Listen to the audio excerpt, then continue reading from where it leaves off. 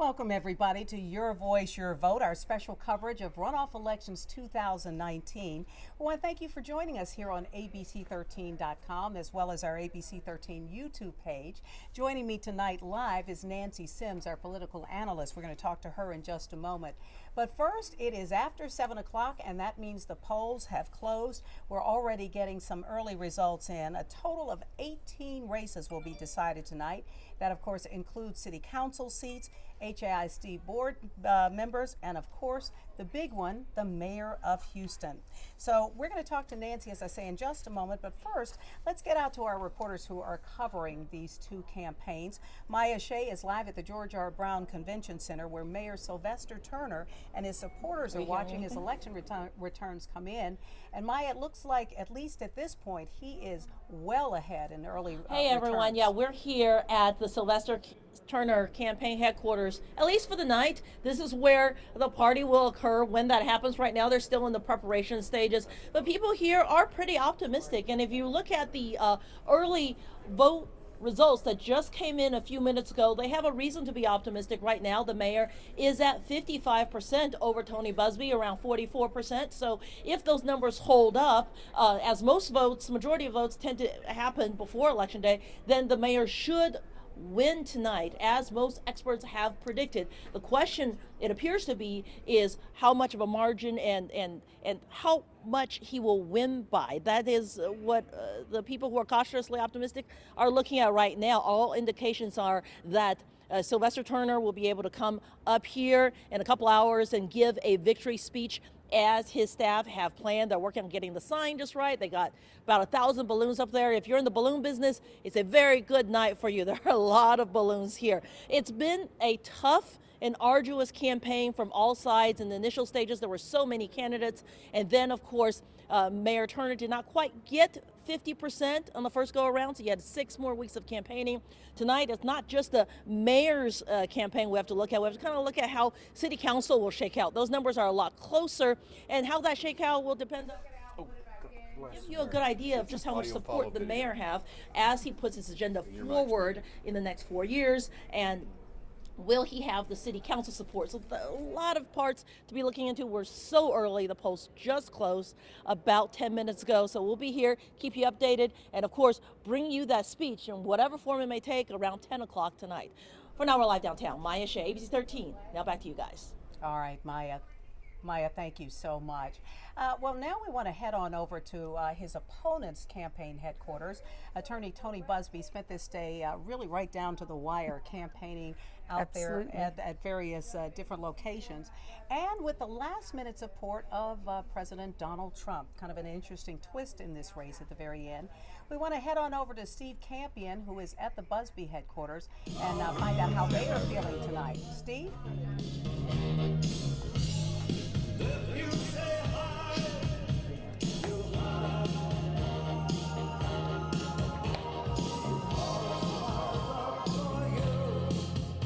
Steve Campion here inside Tony Busbee headquarters near the Museum District. The polls have obviously just closed, so we are starting to see people trickle in here to campaign headquarters. This is where Tony Busbee is going to address supporters depending on what happens this evening. We spoke with him earlier today. We caught up with him in the west part of Houston. He was at a polling location talking to voters, trying to make that last-minute pitch to people who may be going to the polls. He really has exemplified a message of change during this election. He has tried to tell voters that he will be the change agent if voters select him and send him to City Hall. Really contrasting message of Mayor Turner, where Mayor Turner, of course, has been saying, let's continue in the direction that he's led the city. But Busbee is a prominent attorney here in the city of Houston. He is hoping that his message of change will really appeal to voters and send him to City Hall. So we haven't seen him quite yet here inside campaign headquarters. I will say that the election results. The early voting came in just a little bit ago. That puts Mayor Turner ahead of Busbee. Supporters here, they were mixed about that news. They are really hoping today is the day that people will show up to the polls or showed up to the polls and voted for Busbee. So far, everybody's just watching and waiting here at Tony Busbee headquarters near the Museum District. Of course, we're going to bring you the latest as it comes in. Of course, we're waiting to hear from Busbee on what he'll say to supporters when the election results come in. We're reporting near the Museum District, Steve Campion, 13 Eyewitness News. All right, Steve, thank you so much. Now, these are the early votes coming in now. We now have some final numbers here. As you can see, they're 56% for the incumbent, Mayor Sylvester Turner, to 44% for Tony Busbee. As you heard Steve talking there about a fairly somber mood right now over at the Busbee headquarters. We're going to give you some more numbers in just a moment, but first I want to take just a quick minute to talk to Nancy Sims, who is a political science professor over at the University of Houston. And you have been watching this race for months now. Interesting. Absolutely. This is one of those races where money didn't seem to pay off in the end, because you were telling me Busbee spent over $10 million. The mayor Approximately 10 million, million. and the mayor perhaps a third. About or a bit. four. Yeah. So essentially, the mayor was outspent 2.5 to 1, nearly 3 to 1. But he's the incumbent, so that makes it easier. But still, he's definitely outspent. Busbee spent a lot of money. Good for the Houston economy, Exactly, I guess. Exactly, and a lot of his own money. We should mention that. He accepted no contributions. Yeah. So it was all his own personal money. Yeah. What do you think in the end really kind of convinced the voters to keep the incumbent in office? Well, of course, we're only looking at early vote, Right, but I would say a 12 percentage points in early vote is a very hard to overcome. So it is likely that Turner will remain in the lead.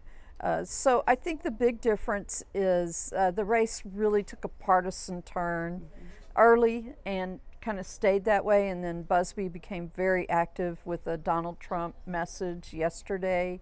And I think that probably hurt him in a city that historically votes Democratic. Yeah, Do you guys want to take a look at that? Sure, absolutely. Probably, right? Yeah, that would be a good idea. Mayor Allison, Turner was critical of he's helping you us here. for having President Trump send out robocalls. Did he do that on your behalf, and what's your response to that? I accept and appreciate support from anybody, anybody and everybody. And so, I'm not going to criticize anybody that supports me. Everybody knows what I stand for. Everybody knows what I'm all about. If a politician, this person, that chooses to support me, I welcome that. It's interesting to me that he would be critical when, even I've gotten multiple robocalls from people that don't live anywhere and have nothing to do with Houston, people from San Antonio, Cory Booker from, who's up north, so it's kind of like the pot calling the kettle black. But when anybody wants to reach out and support me, I'm absolutely going to take it. Look, I'm going to be the mayor for everybody. And that was Busbee just a short time ago when our Steve Campion had a chance to talk to him about all of this. And we should mention that our elections are, by their very nature, nonpartisan It from shouldn't- mayor and city council. But have you been seeing more of a partisan bent in recent Absolutely, years? absolutely. This election, particularly where Turner came out early, reminding people that Busbee had hosted a fundraiser for Donald Trump, and then he sent out this message, and he may claim he didn't have anything to do with it, but the president doesn't send out a campaign message without the permission of the candidate. Yeah, and That's for certain. We saw his text there saying, "Help me drain the swamp in Houston City Hall." Right. So very much a part of this.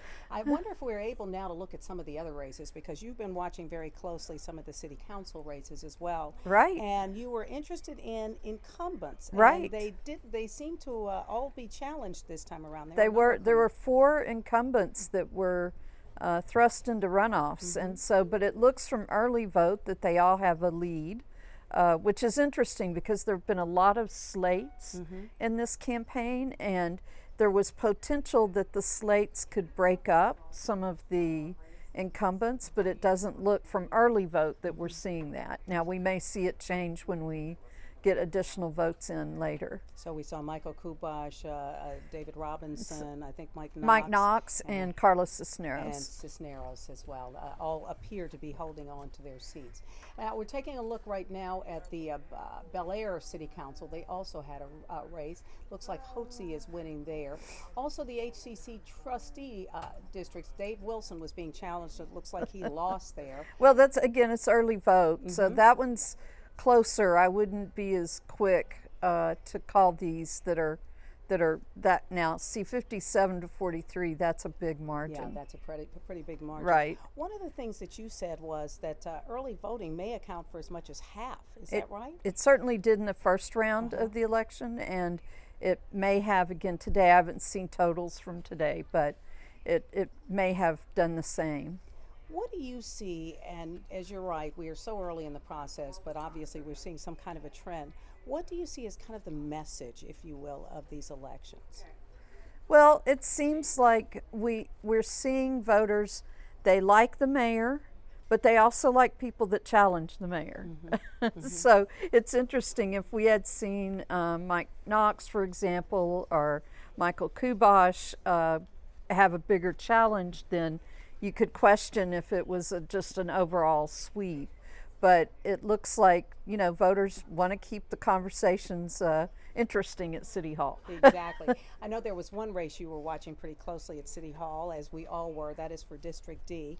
Yes. Carolyn Shabazz against the man that used to be known as Scarface, right. the Ghetto Boys rap group back in the day. And at this point, it looks as though she is ahead pretty decisively. Yes, Yeah. she's at 60%. So again, that's very hard to overcome when you're that far down in votes. But that's, I think, what we are seeing. We saw it last year in Harris County. We're going to see it in city elections now, and we're going to see it in 2020 as a bit of a pink wave. In that women candidates seem to be faring better than male candidates. And so we'll watch this throughout the evening, but in that case, again, you have Amy Peck in District A is beating George Zos. You've got Shabazz Evans beating Jordan. So it's going to be interesting to watch that throughout the night to see if that holds. We're going to pick up quite a few new women on Houston City Council. Which will be very interesting. I do want to take a look. Earlier today, there were a lot of voters out in certain polls. In fact, I was over at West Gray, and we may even have some images of that in Montrose, where some folks waited as much as 35 or 40 minutes, there we go, to vote there. I was at the end of that line for a while there. I was told by that gentleman right there that there were other polling places nearby that were a little bit lighter. But the point is, you had a lot of folks who came out today. Right. That it turned out to be, for a runoff, a race of some interest to a lot of people. So you may remember as well that on our last election night for the general election, we didn't find out what the results were until the wee hours of the morning. Well, till 7 a.m. Exactly. actually the next day. Yes, there was a very long, complicated process of that was counting. a mess. Yeah. That was unpleasant. Yes, a mess is pretty good. A hot mess is just about right. But we are being reassured this time around by our county clerk that those votes will be counted, and we will know well before the end of this day. So hopefully we won't be up until midnight or later this time around. Hopefully not. Yeah, yeah. When you go to bed at 2 a.m. and you still don't know if you're in a runoff or not, that was hard on the candidates. That is. That's hard. I think that's hard on just about everybody. Let's talk about the HISD elections. Sure. So you've got two candidates. What's going to happen, since it looks as though the state's going to take it over? Right. So it's really a bit complicated right now. I mean, there will remain an elected board. It will just not have any power at this point. So as the state sets up their board of governors, it looks like our incumbents will certainly, the newly elected folks will have an opportunity to apply to serve on that board of governors. But of course, ultimately, Governor Abbott will decide who sits on that board. Yeah, really interesting. So it's going to be very interesting for HISD. They have promised that they will make the board reflective of the district. So we'll see about that. We'll see what happens. I do want to just mention once again at least some of the results as they come in. I'm looking here at Carolyn Evans Shabazz there in District D, 66% to 34%. So that's really, yeah. I mean, he's nearly 4,000 votes behind. Right. And that is hard to overcome. Yeah, so, and that, by the way, folks, is Scarface. And so perhaps Brad that's Jordan. Yes, perhaps that's what held him back. Maybe there were a lot of But ladies. again, I and think you gentlemen had a lot of women voting in that district. You know, it's a predominantly African American district, and we can almost always count on older African American women to vote. And Evan Shabazz was also chairman of the HCC board At one time, yeah, yes. and so she's so a known entity. She is a known quantity. Grew up in that neighborhood, And they as did he. As a And matter they of fact. probably think, you know, when it comes to your basic city services, Mm-hmm. they feel that she's probably more likely to take care of them. Yeah, more familiar with everything.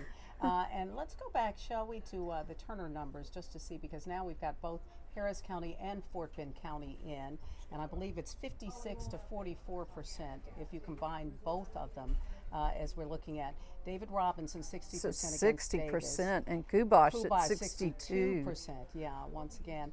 Letitia Plummer, this is a newcomer to the race, running against Anthony Deltrafino. Yeah. And I think that race is closer. I think we need to watch that one a little bit more closely throughout the evening, because the 52-48s or the 53-47, they can shift as the day's votes come in.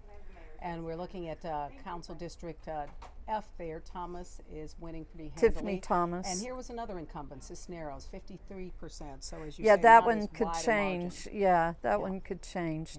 You know, when they're in the 60s, they're not likely to change. And I don't think the mayor's race is going to change a whole lot. As we continue to look, anything else you're looking at? I know that there were some races that you were interested in, but anything in particular that you're looking at? And also, what is all of this beginning to say for next year? We're on the now coming into the next set of elections. We haven't even finished these.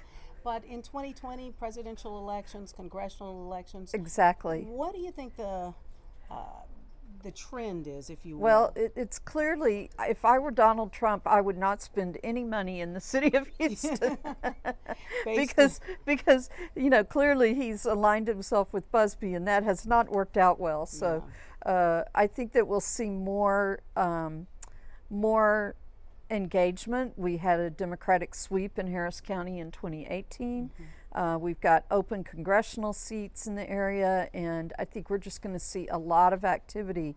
And you and I were talking about Commissioner Raddick decided not to run That's again. right. And I think there's a trending pattern in his district that may possibly elect a Democrat as well. So it's the numbers are changing, and so I can't speak to the whole state, you know, but the fact that when I was on the East Coast recently, they were calling Texas purple made me laugh out loud. So. But Houston, as you say, has long Houston been a blue is- city and a red state. Houston hasn't elected a Republican-affiliated mayor since the mid-'70s. And I found that shocking when you told me that. I did not realize But that. it's true. Yeah. So even if we don't know what their party affiliation is, we still tend to vote for the Democratic folks. Well, at this point, I think we're going to go ahead and take a little bit of a break. We've kind of gone through all of the numbers, and we're going to continue to watch them. We're expecting fairly soon for some of our real numbers to begin to come in. I say real, but not just the early vote. Today's but vote, obviously yes. today's vote, to find out whether our trends continue or if we see any shifts. But you aren't expecting anything major. Well, I think some of these council races are a little too close. You know, you don't want to call them before you see more vote in them. But I think the mayor's race is going to hold steady for certain. Yeah. And some of the council races where the votes are 60% are fairly certain. I have to ask you, are you surprised by the margin that appears, at least right now, in the mayor's race? I'm not really surprised. I felt that the runoff, that Busbee actually went a little bit quieter than he had been in the first round. Though he ran ads and things, he wasn't as aggressive at attacking Mayor Turner, and I'm not sure that served him well. Yeah. Well, you can see there, as we say, a real wide margin, at least at this point, based on the early votes, 56 to 44%. And we are still just waiting to see who chose to come out today to continue to vote as we look at the numbers coming through. But we're going to take a break now. We are following this throughout the evening, and Nancy and I will come back in a short while and talk a little bit more as we get more numbers.